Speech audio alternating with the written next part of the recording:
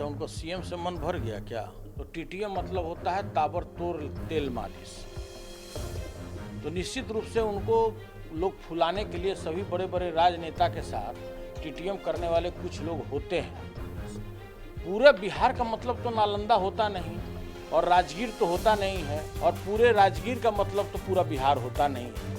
अरे भाई, वहाँ तो एजुकेशन का हब बन सकता था, आईटी पार्क बन सकता था, बड़े बड़े नर्सिंग होम बन सकते थे, बड़े बड़े ग्रुप के होटल बन सकते थे, लेकिन आपने तो सत्यानाश कर दिया। अरे भाई, एक हल्का बारिश आता है तो पूरा आपका पटना का रिहायशी मोहल्ला, हाई कोर्ट, विधानसभा का कैंपस, जितने मंत्री का कैंपस है, सभी में नाव और बोट और डेंगी चलने की स्थिति हो जाती है।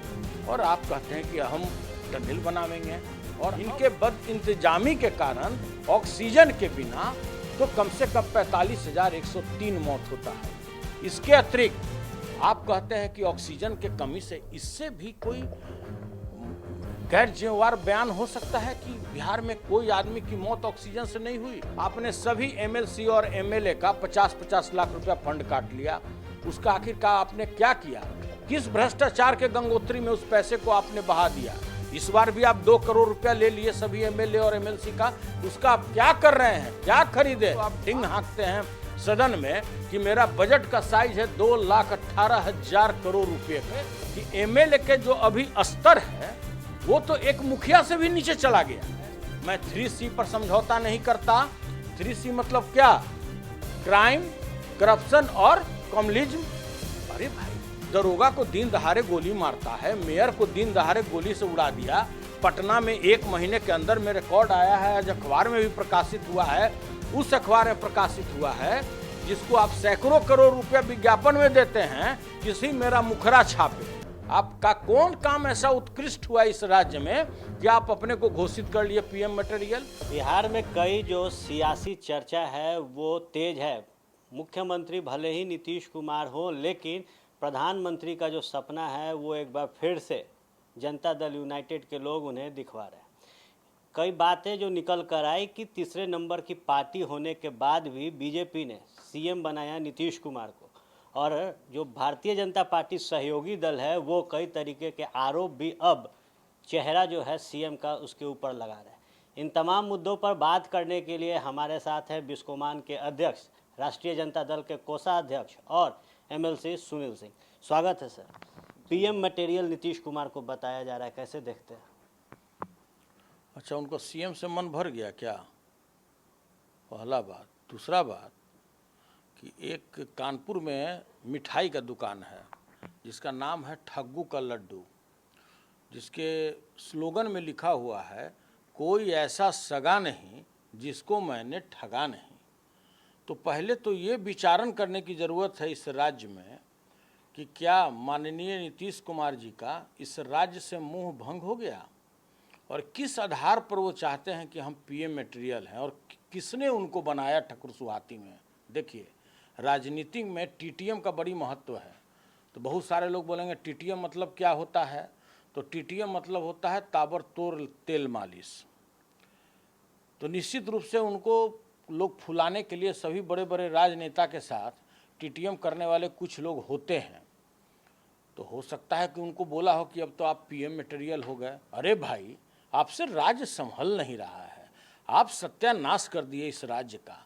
आप इंफ्रास्ट्रक्चर की बात करते हैं, आप एजुकेशन की बात करते हैं, आप शिक्षा की बात करते हैं, और आपका जो जीडीपी है, जो ग्रोथ रेट है, जो आपका रैंकिंग है, वो नीचे से आप टॉप करते हैं। आप कहते हैं कि मैंने शहरों का विकास किया, मैंने इंफ्रास्ट्रक्चर डेवलप किया।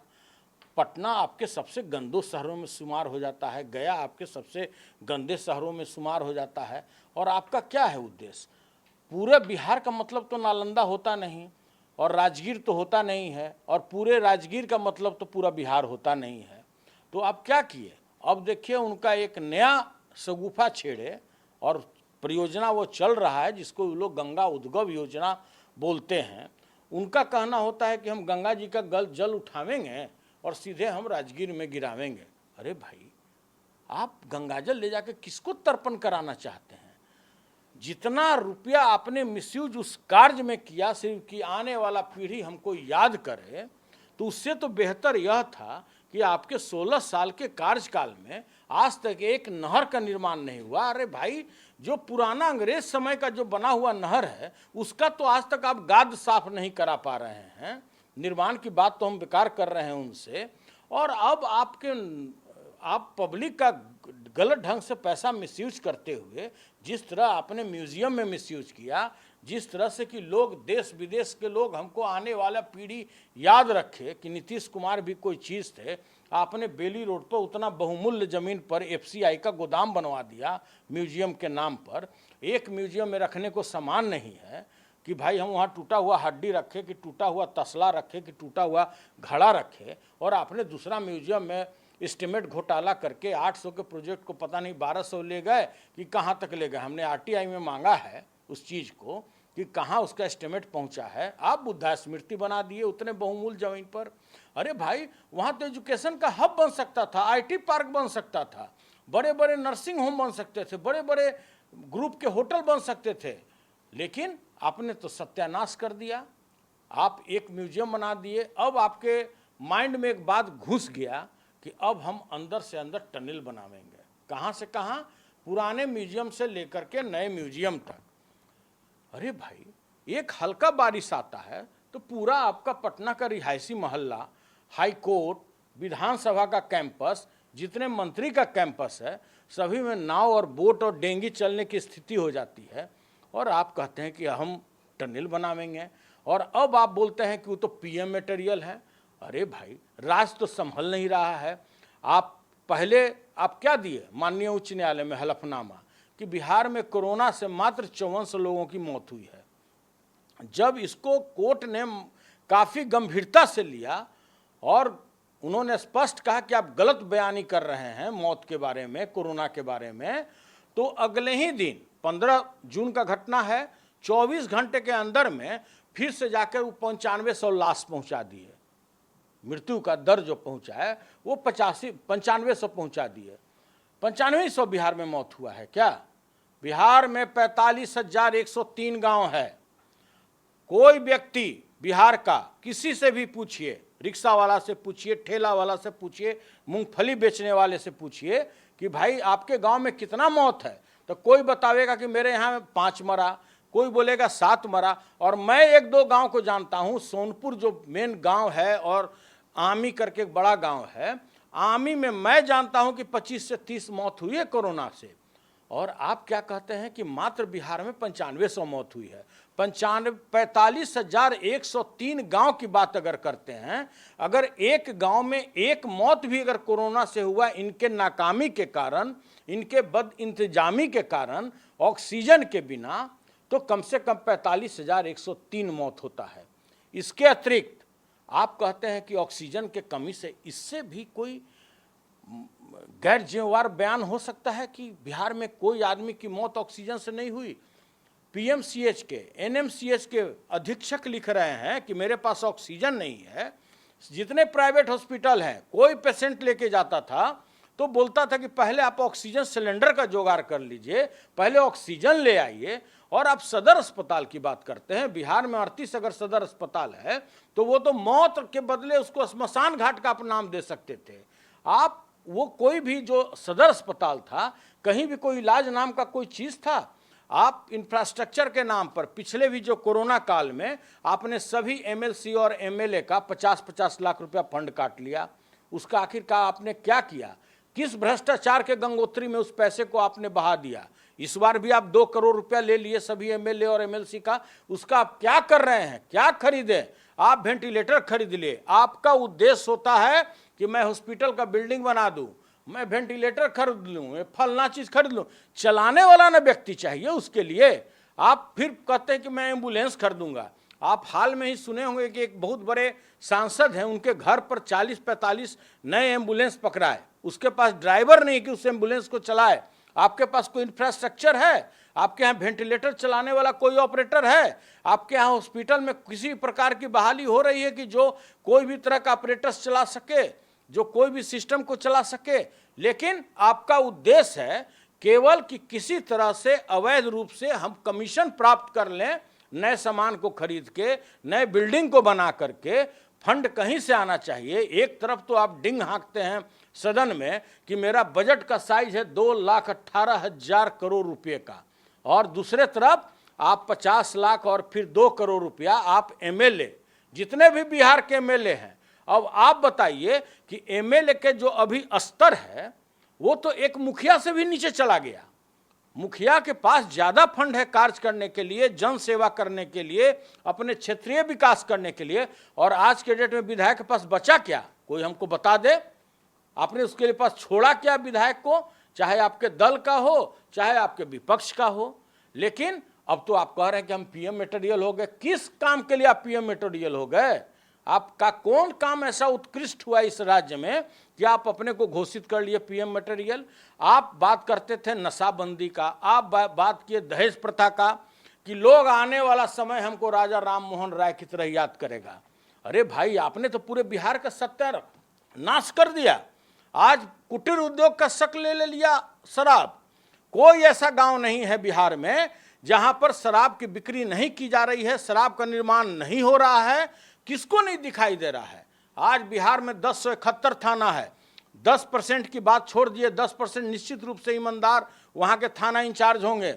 बाकी 90% का एक उद्देश्य है बालू और दारू। पूरे पुलिस बल में 85,000 लोगों की आपने बहाली की। किस कार्य के लिए बहाली की? कि हत्या रोकेगा, पॉकेटमारी रोकेगा, डकैती रोकेगा, चोरी रोकेगा। उसको आप किस कार्य में लगा दिए? आप उसको लगा दिए बालू और दारू में। कैसे वो लाइन ऑर्डर सिचुएशन उसका कंट्रोल होगा? आज आपका जो पटना है वो क्राइम सिटी के नाम से जाना जाता है। एक महीना में कम से कम 25 मर्डर से ज़्यादा हुआ है। और आप कहते हैं कि मेरा लाइन ऑर्डर सही है, मैं 3C पर समझौता नहीं करता। 3C मतलब क्या? क्राइम, करप्शन और कम्युनिज्म। अरे भाई, दरोगा को दिन दहाड़े गोली मारता है, मेयर को दिन दहाड़े गोली से उड़ा दिया। पटना में एक महीने के अंदर में रिकॉर्ड आया है, आज अखबार में भी प्रकाशित हुआ है, उस अखबार में प्रकाशित हुआ है जिसको आप सैकड़ों करोड़ रुपया विज्ञापन में देते हैं, किसी मेरा मुखरा छापे, हम काम करें या ना करें, पेपर में मेरे सरकार को चलाए। और नीतीश जी की सरकार तो अखबार ही चलाती है। जो कार्य वो जानते हैं कि मैं किया हूं कि नहीं किया हूं, पेपर वाला बोलता है कि यह काम आप किए हैं। तो इनका सरकार जो है, मैं सरकार नहीं चला रहे हैं, मंत्री नहीं चला रहे हैं, अधिकारी नहीं चला रहे हैं। इनका जो सरकार है वो पेपर चला रही है, जो समाचार पत्र है वो चला रही है। तो देखिए, जो व्यक्ति चारों तरफ से फिसड्डी साबित हो गए हों, बिहार का सत्यानाश कर दिए हों, कोई इनके पास अब विजन नहीं है, काम करने का क्षमता नहीं है, अपना इकबाल खो चुके हैं, अब चले हैं पीएम मटेरियल बने। छोड़िए ये सब फालतू की एक बात। आखिरी सवाल लेंगे संक्षिप्त में इसका जवाब। आज जनता दरबार तीसरा जो था सीएम का हुआ, कई जो फरियादी पहुंचे हैं वो दबंगों के अत्याचार से परेशान है। हर किसी के ज़मीन पर कोई ना कोई कब्जा किए हुए है। कई किसान जो थे वो भी आज पहुंचे थे। कैसे इसको देख रहे हैं? अब देखिए, बीच में आप भी सुने होंगे कि पहले जनता दरबार करके एक नया फिल्म का शुरुआत ये किए थे। ये फिर सीरियल नंबर 3 गायब हो गया। बीच में इनका एक कार्यकाल में कोई जनता को दुख नहीं था, कोई दर्द नहीं था, इसलिए जनता दरबार नहीं किए। पता नहीं इनको कहाँ से रात को स्वप्न आया कि भाई हमारा जनता दुखी है, इसलिए हमको पुनः जनता दरबार करना चाहिए। इसको हम तीसरा फिल्म जो अभी जो रिलीज किए हैं, इसको हम फिल्म मानते हैं, जिसके किरदार हैं माननीय नीतीश कुमार जी। अरे आप क्या कर रहे हैं? जो जनता जिस एसडीओ, बीडीओ, वहाँ का थाना इंचार्ज, इंस्पेक्टर के खिलाफ वो आतंकित है, उसी से प्रताड़ित है, और वही आदमी उसको ढो के ला रहा है दामाद की तरह। रास्ता में खिलाते, पिलाते, सुताते उसको यहाँ लाया। वो कितना खिलाफ में आपको बोलेगा? रैंडम ना बुलाना चाहिए पब्लिक को, रोड पर चलता हुआ पब्लिक को बोर्ड लगा के बुलाना चाहिए ना कि जनता दरबार आज माननीय मुख्यमंत्री का चल रहा है, आइए और अपने समस्या को बताइए। आप वही जदयू के कार्यकर्ता को बस में ढो करके ला रहे हैं, उसमें 2-4 आदमी की, भाई लोग ऐसा नहीं समझे कि सच्चे में ही फिल्म चल रहा है। ये एक तरह का लोगों में इनका चेहरा चमकाने के लिए, इसके लिए 2-4 गो रैंडम आदमी उठा लेते हैं। और देखिए 2-4 आदमी जो रैंडम उठाते हैं वो भी इतना है कि खाने पीने सोने के बाद भी सरकारी खर्च पर, तब भी सरकार से इतना त्रस्त है कि वो अपनी बात को माननीय मुख्यमंत्री को बताया है। इसलिए देखिए, यह एक तरह का फिल्म है, ये अपने चेहरा चमकाने के लिए कर रहे हैं। इनको जनता के दुख दर्द से कोई मतलब नहीं है। और क्या बात करते हैं, जो व्यक्ति 30 दिन तक कोरोना पीरियड में 15 फुट पानी के नीचे छुपे हुए हों, कभी निकले नहीं, नर्सिंग होम में जिस तरह से लोग छटपटा कर मर रहे थे ऑक्सीजन के बिना, सारी सरकारी अस्पताल में लोग लाश बाहर में लोटा हुआ था, उस समय कहीं इनको सुध नहीं हुआ कि जाकर के हम कम से कम पटना घूम लें। बाकी आप 38 जिला की बात छोड़ दीजिए, और आज चले हैं जनता दरबार करने के लिए। और जनता दरबार में वही आदमी आएगा जिसको वहाँ का बीडीओ, सीओ, एसडीओ, थाना इंचार्ज लाएगा। और जो गरीब जनता है, किसी को ताकत है कि बीडीओ, सीओ और थाना इंचार्ज के खिलाफ में आकर के नीतीश कुमार को शिकायत करे? तो देखिए, इस सब नौटंकी चल रहा है। जो नौटंकी नहीं पहले चलता था, बाइस्कोप लेके चलता था कि देखो यही दिल्ली का कुतुब मीनार है, वही चीज़ चल रहा है। तो इसलिए देखिए, इस सब बात में मत जाइए, ये चेहरा चमकाने की बात है। अब आप लोग बोलते हैं कि पीएम मटेरियल हो गए। चलिए, तो ये थे हमारे साथ राजद के एमएलसी सुनील सिंह। बेबाकी से जो सवाल थे उसका जवाब, और जो कवायद इस वक्त बिहार के सियासत में नींव के तौर पर मुख्यमंत्री नीतीश कुमार कर रहे हैं, वो सिर्फ चेहरा चमकाने के लिए है, ये कहनाम है आरजेडी के एमएलसी का। कैमरा सहयोगी शेखर घोष के साथ फर्स्ट बिहार के लिए मैं आर्यन, पटना।